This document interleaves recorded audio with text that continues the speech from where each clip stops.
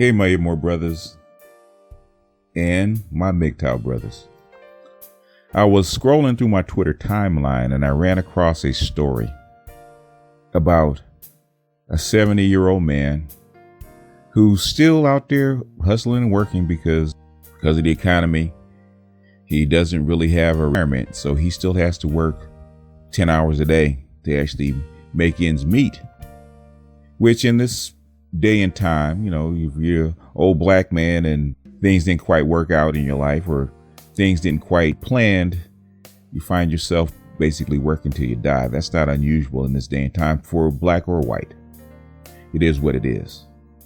But what struck me with this particular story is something that I've heard more times than I would like to admit, and probably more times than I would like to hear, especially in the land that's supposed to be of the free and the brave and have some kind of compassion towards its citizens, especially the citizens, the men that actually build a society and keep the society going.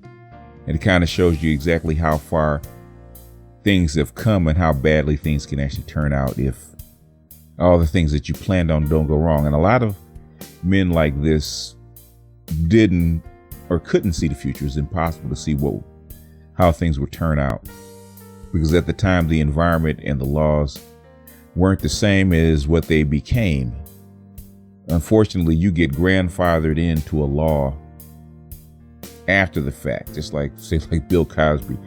He might have done his whatever he did back in the 70s and 80s, even the 90s, and it was legal. But all of a sudden, when it becomes illegal, you can go all the way back and grandfather that law all the way back to that particular person. And this is probably something similar. But I'm going to tell the story that I read. Stories about an old 74-year-old black man still out there grinding, still out hustling at a job. And he says he has cancer.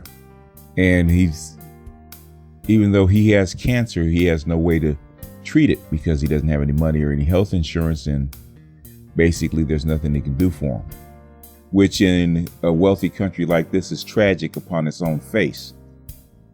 That somebody in their waning years that needs help or needs treatment can't get it under any circumstances. So basically he's waiting for a painful death. And at his stage of life, and at this, with all the medical advancements that we do have that could be brought to bear, that shouldn't be, but it is, because at the end of the day, nobody cares about men, especially black men. But that is not the coup de grace. The tipping scale was that he's still paying child support at 74 years old. Now, before you rush to judgment about it's his fault and he should have kept it in his pants and old men shouldn't be doing this and he probably got some young filly pregnant and it's his own fault for being stupid and he should have known better. Hear me out. Hear the rest of the story.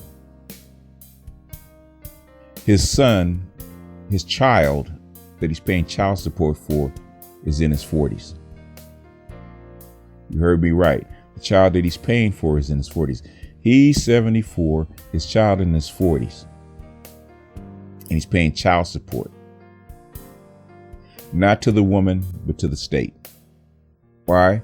Because his ex-wife, the boy's mother, or the man's mother, is dead and has been for 15 years. Let that sink in.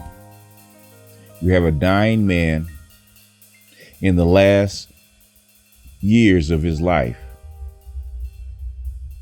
having to work a full-time job to make ends meet.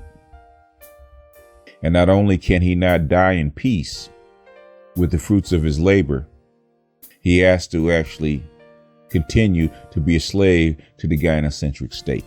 Long after the child is grown and the mother that he may owe the child support to is dead. So a lot of times when women say it's about them and that MGTOWs or IBMORs hate women. And in some sense, men in IBMORs and MGTOWs are angry at women for using the state or using the apparatus that the state has set up. But at the end of the day, as I always say, it's not about the women. Women will do what women are allowed to do. Now, women could show more compassion toward the men that they procreate with, and even in some cases, vice versa. But at the end of the day, it's not about the women. It's about the environment that this state, this gynocentric state, for its own devices has set up, and the cruel price and punishment that it exacts upon the members that it's supposed to serve. And how men, and especially black men, are just cannon fodder and fertilizer for this society and have been for a very long time. Nobody cares about little black boys when they're young. Nobody cares about black men when they're on the street or in prison. And nobody even cares about an old black man with cancer, dying in his last years, suffering, having to work a full-time job to make ends meet, and can't get any peace because the state still wants to exact its revenge, exact its pound of flesh. Now, we can let off bankers who have robbed trillions.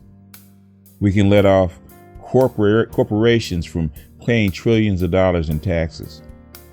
We can give them all kinds of loopholes and avenues for ins and outs. And even when they get caught stealing, they pay a fraction of the damage that they've done.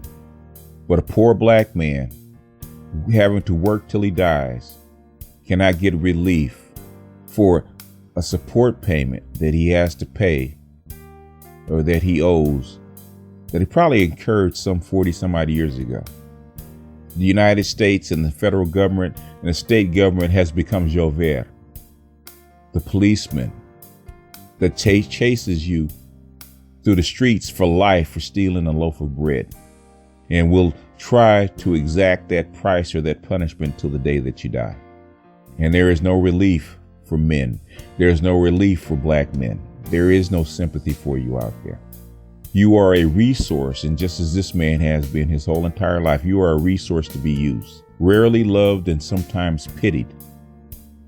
But at the end of the day, women in the state see you as a resource, as cannon fodder, as fertilizer, as material to feather their nest. And even though we plan to do the right thing for society, sometimes have children, sometimes raise families, whatever, we have to come to grips with the price that we may ultimately have to pay. And they don't put that on the dotted line. At least when you sign up for the military, the police force, you know that there's risk of death or you paying the ultimate price. They don't tell you that when you stick your penis into a vagina, that this could wind up haunting you to the day you die. And women don't want to understand it, and a lot of men really don't want to understand it either. Which is why MGTOW and IBMOR get such a backlash, because men are in self-denial of what could happen, because at the end of the day, they say it could never happen to me until it does. And I'm not against marriage and I'm not against children. But I do believe in truth, and I do believe in telling people, telling men, especially young men, the truth up front. This is what could happen to you. And there, but the grace of God go I. So when you look into an old man's eyes that's been through these wars and this kind of pain and this kind of stress and misery, whether you like him or not, you got to tip your hat to him. Because at the end of the day, he's going to go out on his feet as a soldier in a war that he never really believed in or wanted to fight. But at the end of the day, he's going to have to pay the ultimate price. There, but by the grace of God go I. Something to think about when we're talking about being MGTOW, being IBMOR. especially when we hear shaming language coming from women. Because I always say to women, it ain't your ass, Cochise. It's mine. And I determine when, where, and how I'm going to put my ass on the line for something. With that, my brothers, that's all I got. I just wanted to drop this story real quick because it kind of touched me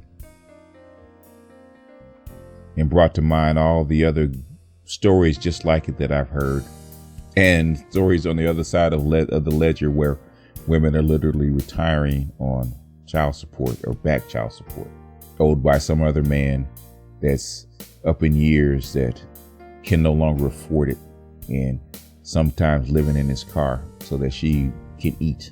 Anyway, that's all I got. This is BGS out, and I will see you guys on the next one.